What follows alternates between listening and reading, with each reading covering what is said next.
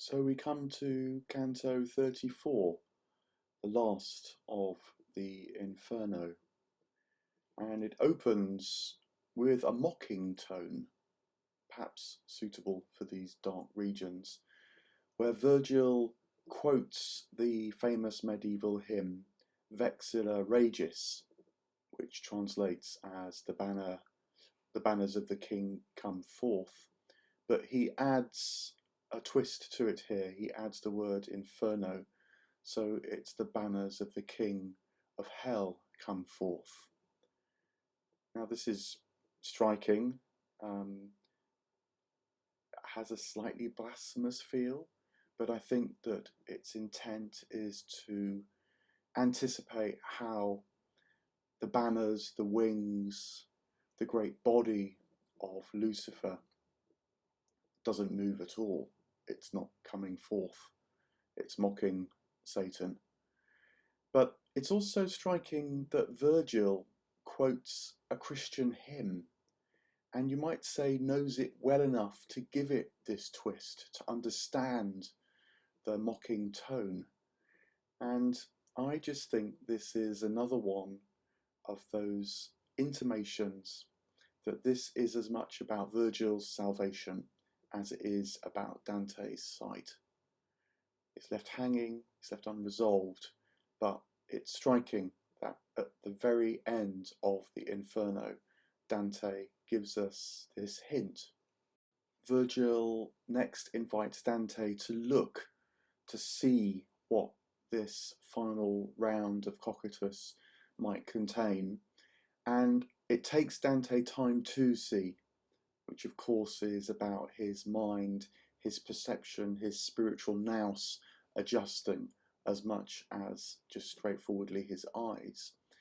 And in a similar echo to what's happened previously, at first he missees, and down here he thinks that he sees windmills emerging out of a foggy mist.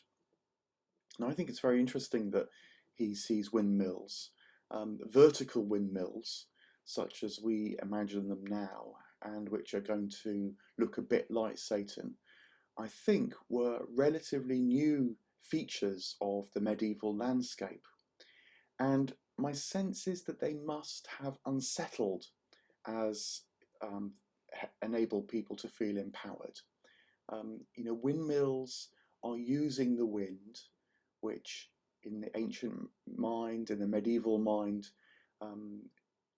links with spirit, links with breath, this material and spiritual continuum that the medieval perception understood.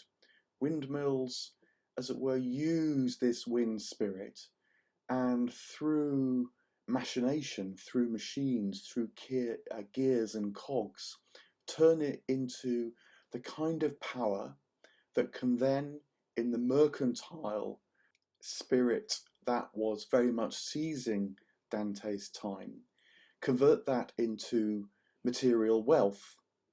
And you'll recall, we've already thought about some of the suspicions of that, some of the risks of that, that material wealth can become a barrier between us and divine wealth, rather than being a channel or a set of symbols when people pursue material wealth for its own ends.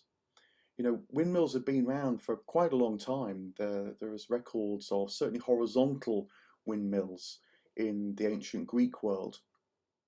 But people didn't think to industrialize them, didn't think to turn them into this power to generate material gain.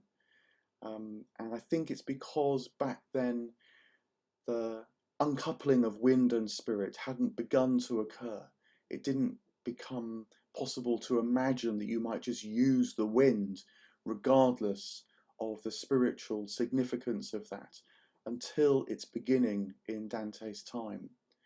So it's not surprising that down in this deep region of hell, he's sensing that there's something infernal unfolding on the earth too, at least risking cutting human beings off from the divine, which of course is what has happened to Lucifer. Dante says that he feels these gusts of wind that are actually coming from Lucifer's wings, being generated by this infernal machine of Satan. They're a kind of anti-spirit, an anti-spiration, an anti-love. They suck and draw everything out of life. They're a kind of emptiness, and it intimidates Dante. And it says that he stood behind Virgil and remains behind Virgil for the time being. You know, even Virgil's shade has more life and vitality in it, and can protect Dante from the emptiness that he's now going to have to see, going to have to look at face to face. And then Dante, the poet, tells us that they've entered the fourth region of Cocytus, without naming it as the fourth, but it's the region of Judeca. And this is a region where souls don't speak. Dante, the pilgrim, says he saw them completely buried in the ice now. You remember that some previously had their heads above the ice looking forward, some looking down, some looking up. Well, now the heads are buried completely in the ice, and Dante just sees contorted forms, you know, bent up, stretched out, like twigs and like branches in the ice. These are souls, in a way, who aren't just the animated dead as we'd encountered in Ptolemaio. They're now almost like shells of life itself. It's almost like just the imprint of their former vitality remains in the frozen landscape of Cocytus in this deepest part now. And as they move deeper into this place, Virgil says, look, it's time for you to see. It's time for me to step aside. You must summon all your courage to understand this place, this final region of hell. Virgil says it's time for you to see the creature who was once so beautiful, Lucifer, the creature of light, now fallen to the deepest part of the cosmos.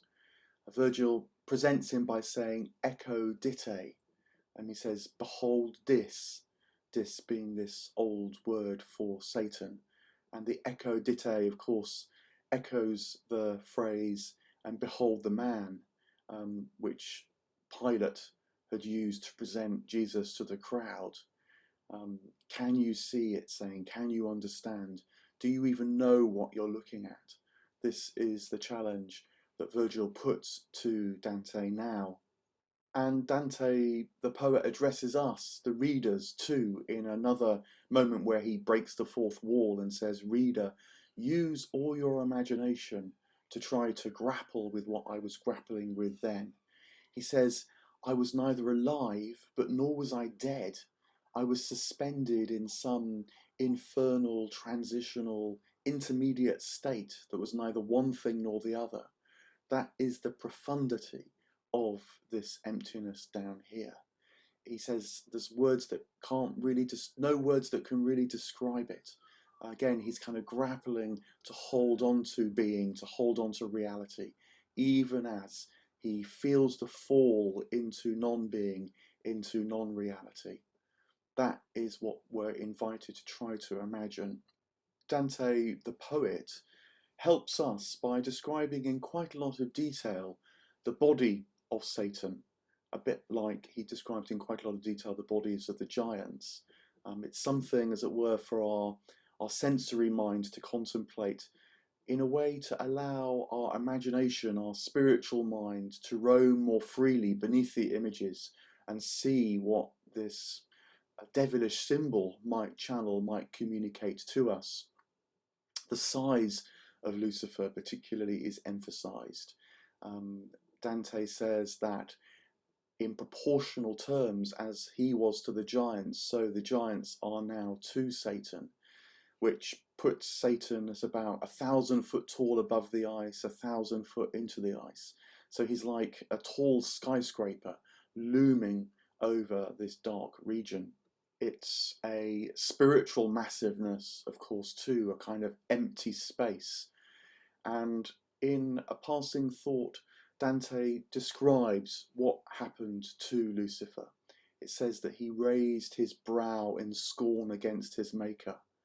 In that moment, he cut himself off from his wellspring, from his source, from the divine life.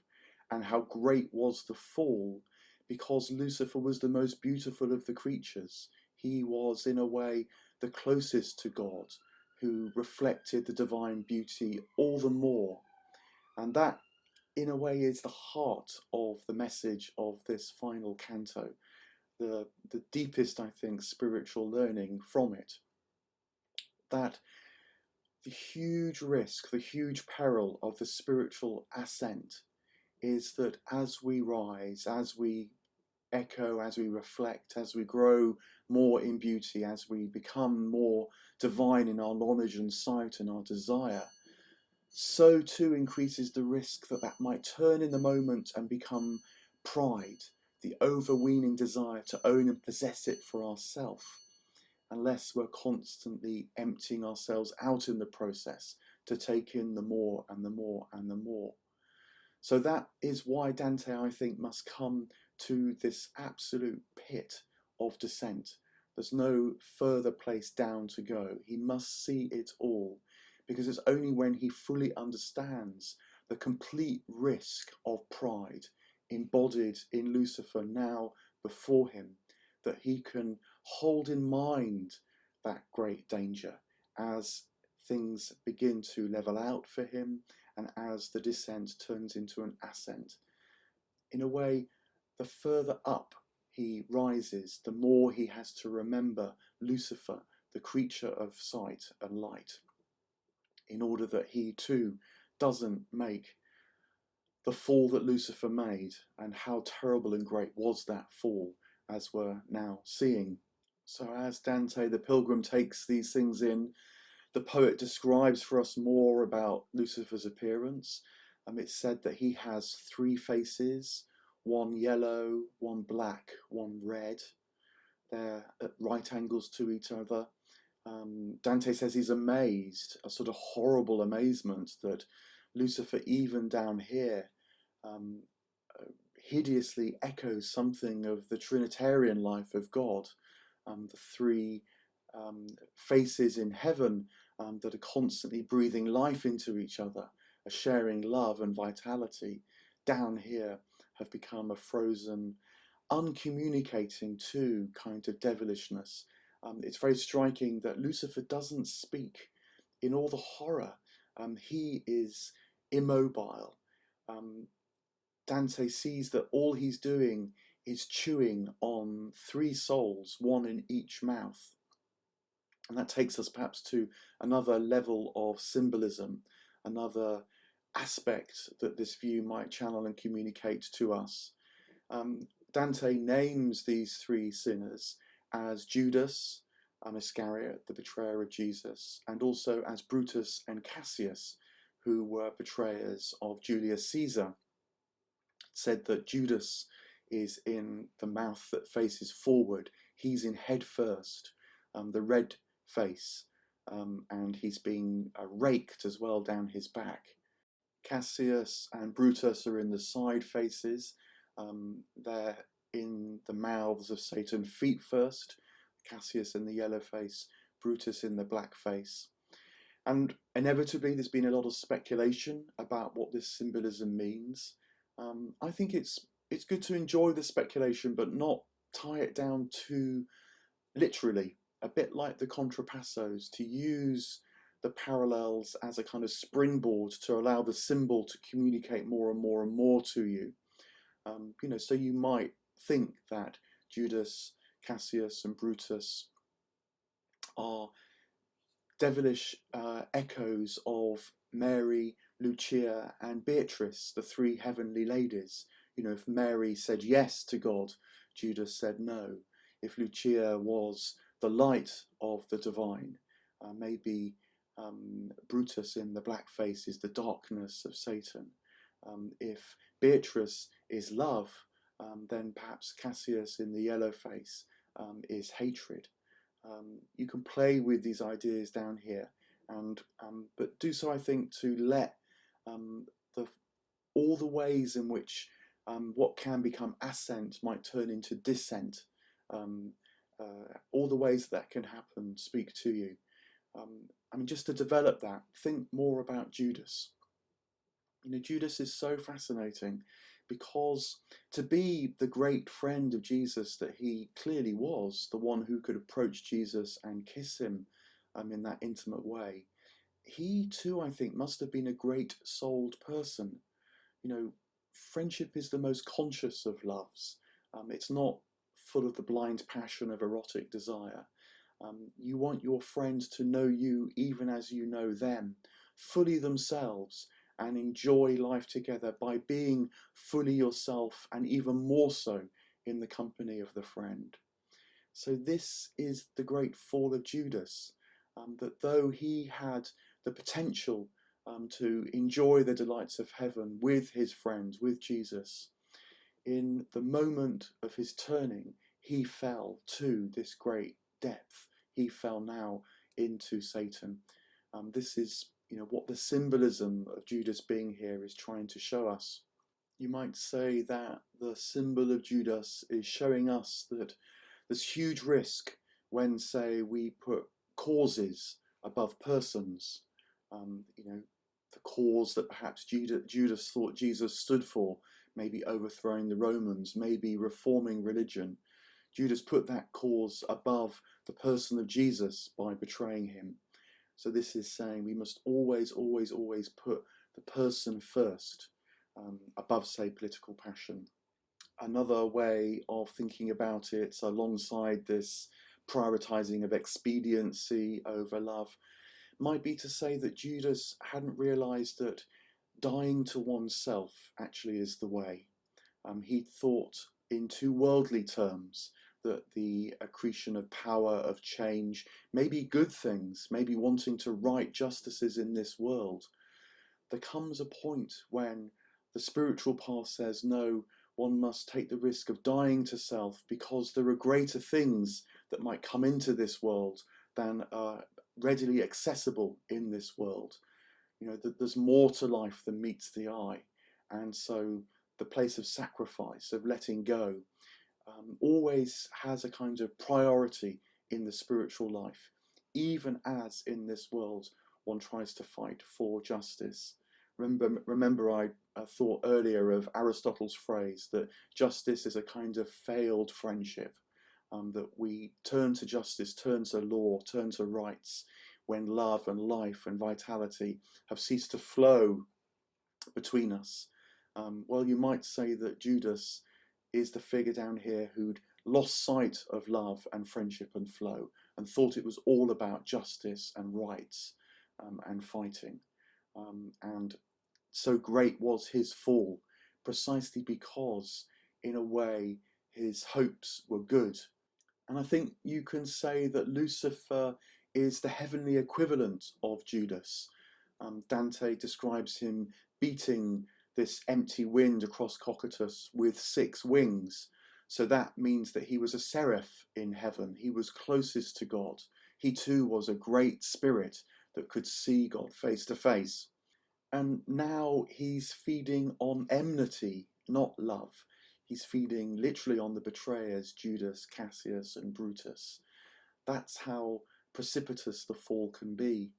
The sense of eating as well reminds the Christian imagination that the last thing that Judas ate was the bread of the Last Supper. When Jesus hands him the bread and says that his spirit was troubled, one of the disciples, is going to betray him. And in John's Gospel, it says that even as Judas ate the bread, Satan entered into him. Even as Judas was eating the body of Christ, you might say, no closer to God as a physical person, as a living person, than in that moment. Even in that moment, Satan was able to enter into him. Again, the way that things can flip around in the spiritual path. This is what Dante is asking us now to contemplate, to really let sink into our minds and souls and imagination. We've been on this long, long journey all the way down through hell. We've followed him right to the bottom of the descent. And it's to take all that in, to gather all that understanding, both about the risks facing us in the higher reaches of hell, the things that can really sort of put us off course, right down to now the things that can become so trapping that they cut out the light and that they cause the freezing over, and in a way the move to the position even beyond death, the kind of complete emptiness that he's seeing now. But if it flips one way, it's also the case that things can turn about the other way. And Virgil says to Dante now, we have seen it all, it's time to move on from this place. And it begins the remarkable turnaround, even from this deep and darkest moment that starts to happen. It cuts both ways. If fall is possible in any moment, particularly the higher that you ascend, so too is metanoia, is turnaround, is ascent possible in any moment, even in this darkest moment now. And in some ways, I think it's not just about seeing and understanding in order that one's knowledge and desire and sight can have clear view of all the risks. In some ways, it's only when we fully see death that the fullest response and turnabout can happen. When we are faced with all the uncertainties of life, it's in that moment, you might say, that the certainties become clearer. When we realize that we're going to die, it's when we have to let go of what we feel we control, we possess, what's in our power. And it's in that moment of letting go that the life that's bigger than death starts to show up to us. This most dire moment is in a way the moment of greatest realignment, when the fullness of all things that actually held and contained and was the source and the wellspring of our life, that's when we know it most clearly. And so the ascent begins. And Dante, the poet, describes what happened next. Dante, the pilgrim, first of all, is picked up by Virgil. He says he clasped his neck, and Virgil waited for the six wings to move away so that they could move right towards Lucifer's side. And they clung to his shaggy fur, and they climbed down through a gap in the side of Lucifer's body and the ice. It's so remarkable, this moment, that it's by following this path all the way right to the emptiness itself, which becomes the turning point. This is what Dante is communicating to us. And I think Dante himself, he's still too fresh with it all. It's still too raw. He literally has to cling to Virgil. But you might say this also has spiritual meaning, because it's about trusting. It's about having faith. It's about gathering what you'd learnt in the less dire moments, which in Dante's case is to follow Virgil. When you now can draw on that in the dire moments, and as it were, just step into the darkness, following that faith with that trust that you built up in earlier parts of the descent.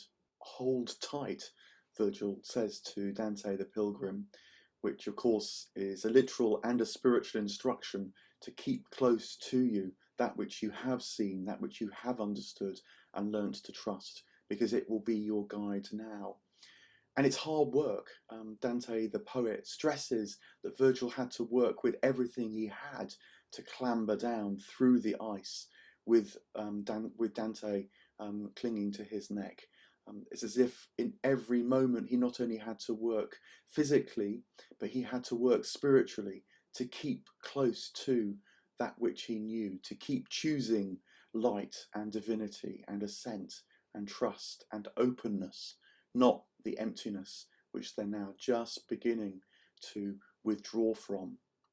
In psychotherapy, it's sometimes called an antiodromia, from the Greek word meaning turn around. And it can be surprisingly subtle, even as it is utterly definitive. It's the moment when the client suddenly realizes that all their inner feelings are actually guides, not just the random churnings of their body. It's the moment when you realize that the imagination, with its fantasies, with its different images, its different feelings and color, needs to be discerned for sure, but actually itself is the way, is the path towards all color, understanding, and sight. It happens in slight ways at first, but they turn out to be utterly definitive.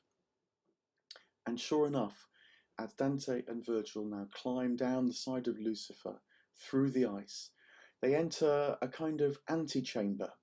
And Dante the Pilgrim says he's really shocked.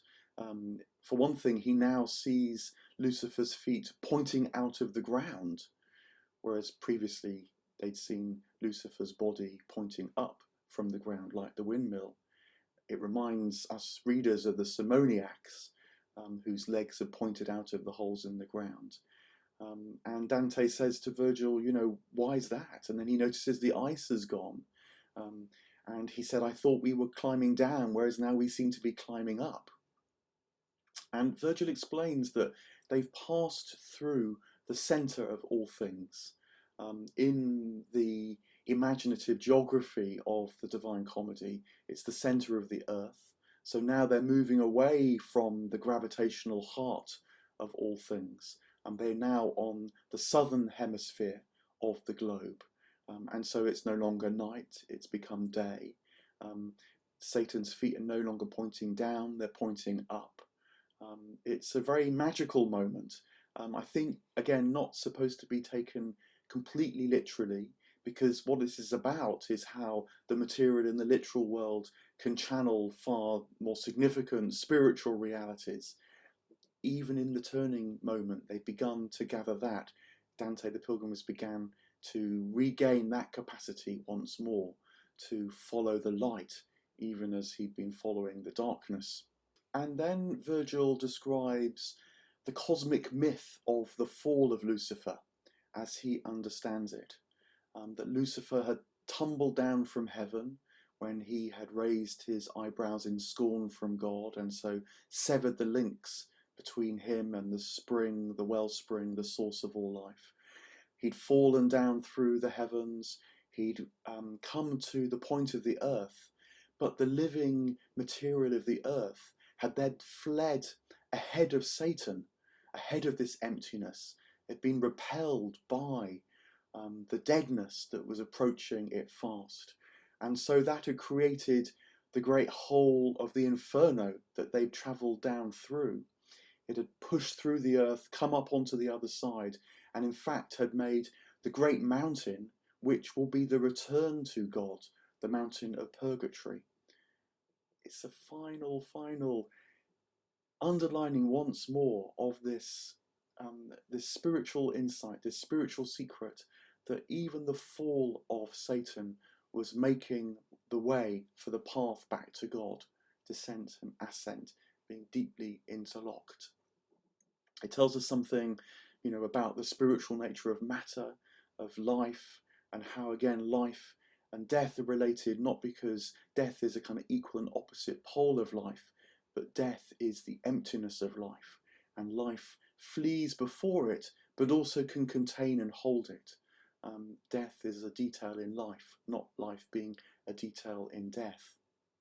Within this antechamber, Virgil points out that you can hear the sound of a stream, which Dante picks up, and that's going to be their pathway back to the surface again on the other side of the earth. It has made its way through the deep, dark rocks and now provides a way out for them. And they set out, and it takes actually 24 hours for them to return to the surface, although it's described in just a few lines.